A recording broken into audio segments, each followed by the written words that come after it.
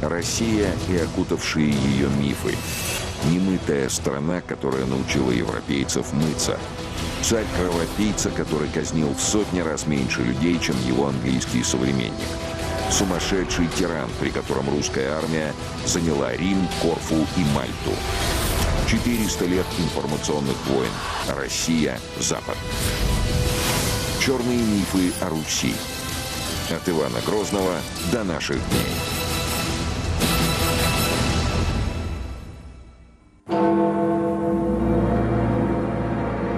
«11 марта 1801 года британские читатели уже знали.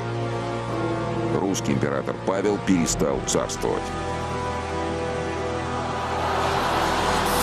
Газеты помещают такие заголовки уже с января. Мы ожидаем услышать со следующей почты, что великодушный Павел прекратил править.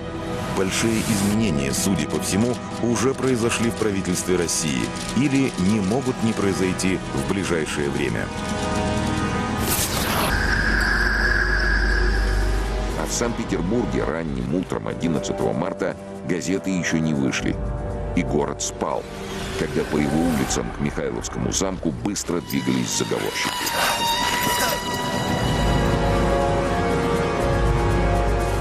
Спали солдаты в казармах, спали верные гренадеры в далеком теперь Павловске. Спал император, уверенный, что звезда его царствования только начинает восхождение к высшей точке. Но ничто не изменит его образ ни во дворце, ни в истории. Сумасшедший самодур на троне, чудак и притом опасный непредсказуемостью чудачеств. Соответствует ли этот образ реальности? И почему был убит император? Про Павла очень много наврали, в том числе первая про него начала врать Екатерина, что он был там сумасшедший, что он там ничего не делал. Вот простое сопоставление фактов и их интерпретаций. Все говорят о глупостях Павла. И прежде чем распутывать, что стоит за его убийством, распутаем клубок около павловской мифологии. К примеру, индийский поход, как вершина павловских чудачеств. Индия, Пакистан, там, Афганистан, там господствовали англичане. Появление России на этих рубежах в их планы никак не входило. А до этого было спасение Мальтийского ордена рыцарей. Но это уж куда православного царя-батюшку занесло. Это прочные мифы истории. Но ведь если вдуматься, царствование Павла отнюдь не так бессмысленно. И многие знаковые для нашей истории события породила именно павловская эпоха. Вот, к примеру, знаменитый переход Суворова через Альпы. Мы знаем, что русские солдаты со своим фельдмаршалом совершили невозможное. Но что их понесло в Альпы? Зачем мы заняли Рим и почему не пошли на Париж? А вот Мальта, штаб ордена Иоаннитов. Почему католики большинства стран радостно приветствовали православного императора России в качестве главного рыцаря? Ключевский, цитата. «Собрав все анекдоты, подумаешь, что все это какая-то пестрая и довольно бессвязная сказка. Между тем, в основе правительственной политики императора Павла, внешней и внутренней, лежали серьезные помыслы и начала, заслуживающие наше полное сочувствие». Но почему анекдоты остались в памяти народной от Павла? Почему образ царя столь карикатурен? И почему западные публицисты возвеличивают и мифологизируют только слабых русских правителей, будь то Николай II или Михаил Горбачев? Из какого века, из какого царя это началось? Заглянем вглубь истории. 1561 год. Шел третий год Ливонской войны. По всей Европе распространялся листок с таким заголовком. Весьма мерзкие, ужасные, доселе неслыханные, истинные новые известия. Какие зверства совершают московиты с пленными христианами из Лифляндии, мужчинами и женщинами, девственницами и детьми. И какой вред ежегодно причиняют им в их стране. Эти листки – предшественники газет. Сегодня их назвали бы «желтой прессой». Напечатаны они были в Нюрнберге. Но запомнились тем, что в них впервые появилась русская тема. Европейцы серьезно взялись за формирование представления о России как о стране жестоких, агрессивных варваров, рабски покорных своим тиранам. Чтобы представить себе то, почему информационная война против России началась именно во времена Ивана Грозного, надо иметь понятие о той внешнеполитической ситуации, которая тогда сложилась. Есть основания говорить о том, что направленное, целеполагающее идейное и идеологическое воздействие на Россию началось с конца 15 века. И вот тут неожиданно в эпоху Ивана III потрясенная Европа, как писали, неожиданно обнаруживает на своих границах грандиозное государство, централизованное, сильное, с мощной армией и очевидными имперскими амбициями. У такой большой величины, как Россия, Русь, наверное, естественно, что не бывает таких спокойных отношений к ней, потому что она всегда вызывает какое-то нервозное отношение к себе.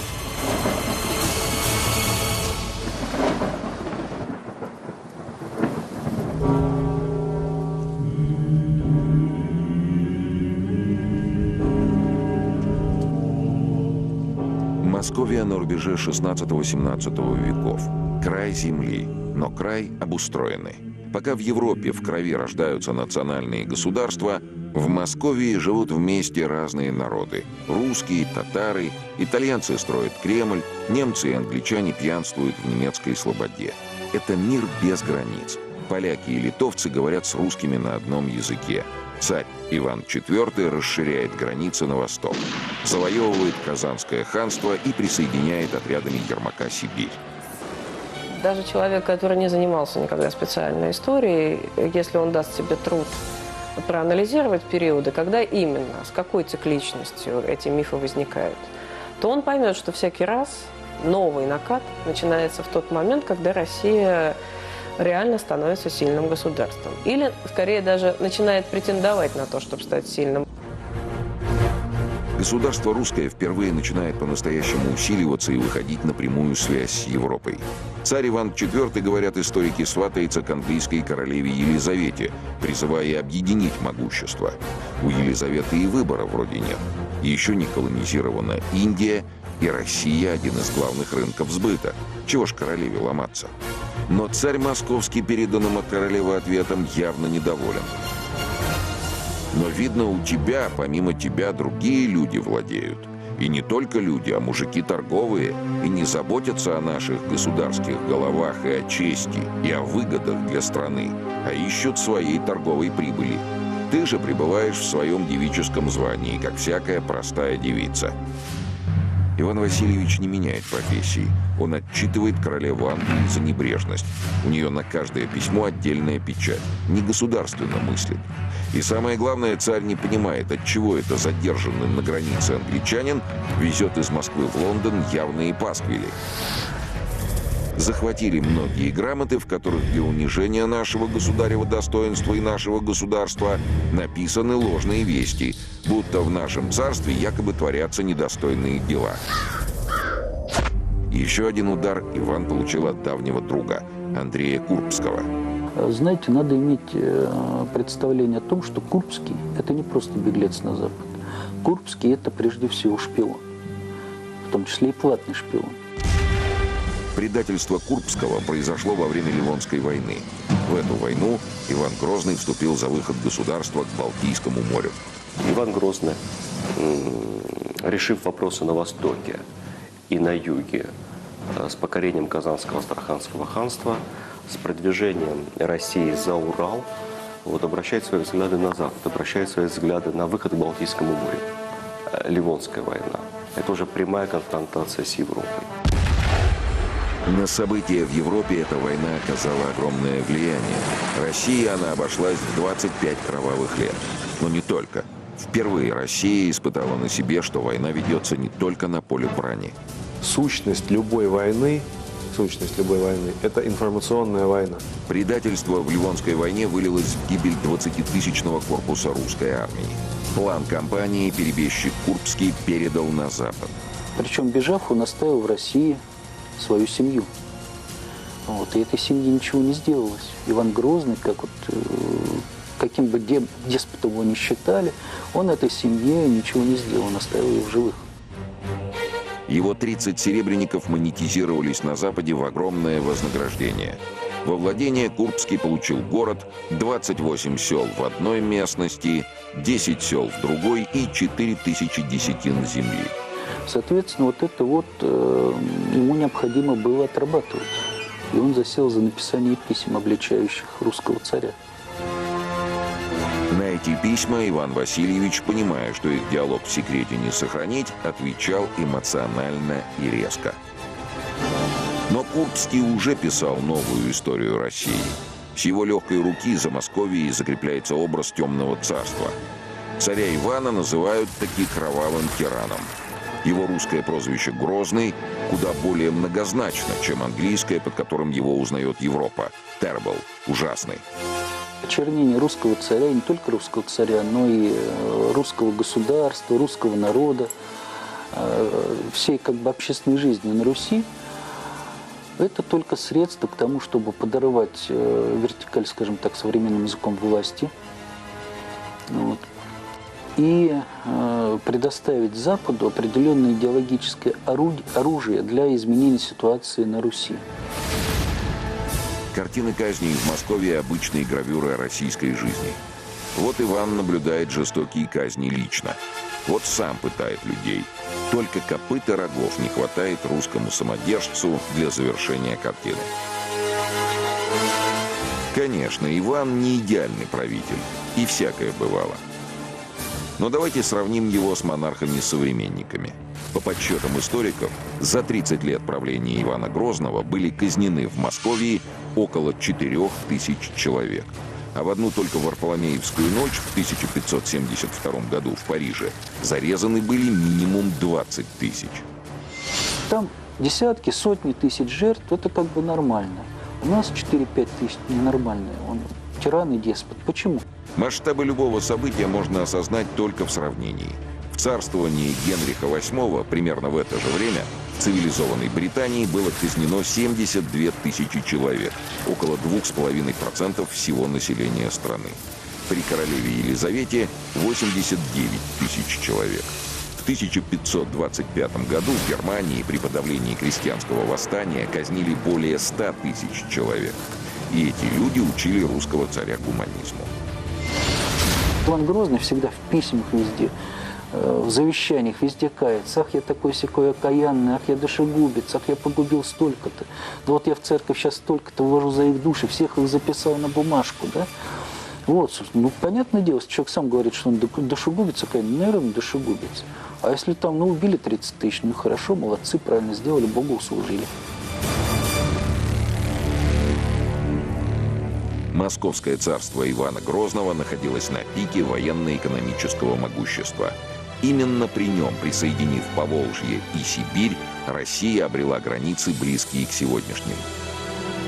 Россия расширилась от Буга до Тихого океана, в общем, не уничтожив ни один народ и не присвоив, и не отняв у местных землевладельцев ни одного квадратного вообще-то километра, не отдав их не то что русскому крестьянину, но и русскому аристократу. Оспорить эти приобретения можно, в том числе и через очернение исторического облика Ивана Грозного. В Ливонскую войну Россия впервые воевала против Запада как коалиции государств. Потребовались усилия половины Европы, чтобы не пустить ее к морям.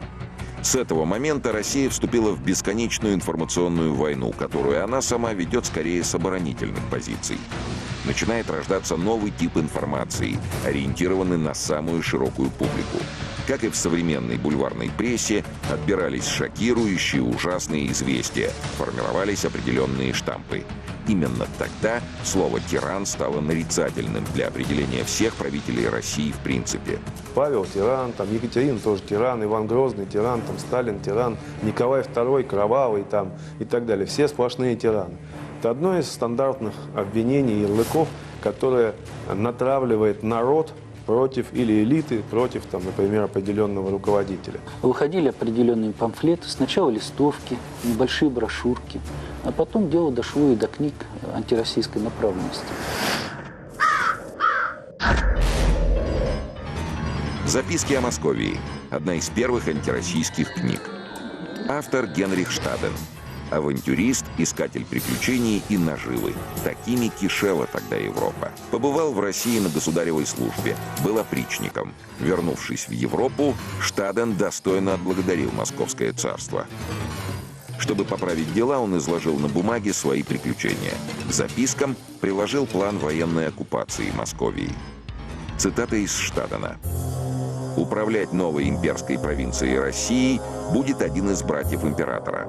На захваченных территориях власть должна принадлежать имперским комиссарам, главной задачей которых будет обеспечение немецких войск всем необходимым за счет населения. Для этого к каждому укреплению необходимо приписывать крестьян и торговых людей на 20 или 10 миль вокруг, с тем, чтобы они выплачивали жалования воинским людям и доставляли бы все необходимое. Русских предлагалось сделать пленными, сгоняя их в замки и города. Оттуда их можно выводить на работы, но не иначе, как в железных кандалах, залитых у ног свинцом. Присутствовало и идейно-религиозное обоснование грабежа. По всей стране должны строиться каменные немецкие церкви, а московитам разрешить строить деревянные. Они скоро сгниют, и в России останутся только германские каменные. Так безболезненно и естественно произойдет для московитов смена религии. Когда русская земля вместе с окрестными странами, у которых нет государей и которые лежат пустыми, будет взята, тогда границы империи сойдутся с границами персидского шаха. До плана Ост оставалось еще почти 350 лет. После этого следы Штадена затерялись, но его мемуарное наследие пережило века. Именно по таким мемуарам на Западе создавался нужный вариант истории России вне зависимости от подлинных событий. Нельзя обвинить путешественников, дипломатов, ну, кроме тех случаев, когда они пишут под заказ, как говорится, в каком-то злонамеренном отношении к нашей стране. Оно взвешено. Одни видят только хорошее, другие видят только плохое. Другое дело, что, как правило, позитивный отклик в эпоху острого геополитического противостояния, он не выгоден одной из сторон. И поэтому он просто тихо, так сказать, тихо расходится небольшим тиражом. Любой же негатив начинает раскручиваться всячески. Джайлс Флетчер, английский дипломат, побывавший с миссией при дворе Федора Иоанновича, написал в своем сочинении о России про странных зверей в лесах и диковинных делах, но неожиданно мимоходом указал: царевич Дмитрий, последний сын Ивана, скоро будет убит, и власть в стране переменится. Царевича Дмитрия в Угличе убьют через несколько месяцев, а через несколько лет начнется смута в русском государстве. За войнами России с Польшей в значительной мере стоят англичане. И на протяжении всего времени и до сегодняшнего момента Польша всегда была в орбите английской и разведки, и вообще английского сотрудничества. Это так похоже. Через 200 лет публикации в британских газетах об убийстве Павла I выйдут за 2 месяца до самого убийства. Откуда у англичан такая опережающая события информация? И что Англии до Павла I? Но в 1801 году заговорщики идут в Михайловский замок уверенно. Они знают, что общественное мнение на их стороне. А общество в салонах уверено: царь сумасшедший. Слухи кто-то уверенно распускает, и они ложатся на благодатную почву. Павел и в самом деле с чудинкой. Он одинок с рождения, равноудален от матери Екатерины II и от ее окружения, салонов Петербурга. Это и есть мнение России. И недовольных Павлом было много, тем более вот бывшие екатерининские фавориты, они распускали слухи, что вот он, значит, самодур, там вот по Екатерине как хорошо жилось, а этот вот такой ужасный. В день его убийства княгиня Ольга Жеребцова, красавица петербургского света, уже на балу у прусского короля по дороге в Лондон. Это в ее петербургской квартире был салон, где собирались заговорщики. Но вот теперь ей сообщают об убийстве Павла, и дама так радостно вскрикивает, что король публично делает ей замечание о неприличном поведении. Но почему же Ольга Жеребцова в Европе? Она уехала за любовью. Посланник Британии Уитфорд был выслан Павлом из страны, а Жеребцова жить без него не могла. Такая романтическая история умиляет мир. На самом деле Жеребцова везет в Лондон заверение. 2 миллиона фунтов, которые будут переправлены Уитфордом через нее в Петербург, сделают свое дело со дня на день. Кому-то нужно было заплатить, значит, тому заплатили, уж английская корона, так сказать, не бедная. Деньги только обещаны, но заговор не остановить. Душа его, граф Пален, которому Павел верит безответно, вербуя генерала Свечина, говорит ему: группа наиболее уважаемых людей страны, поддерживаемая Англией, поставила себе целью свергнуть жестокое и позорное правительство и возвести на престол наследника великого князя Александра, который по своему возрасту и чувствам подает надежды.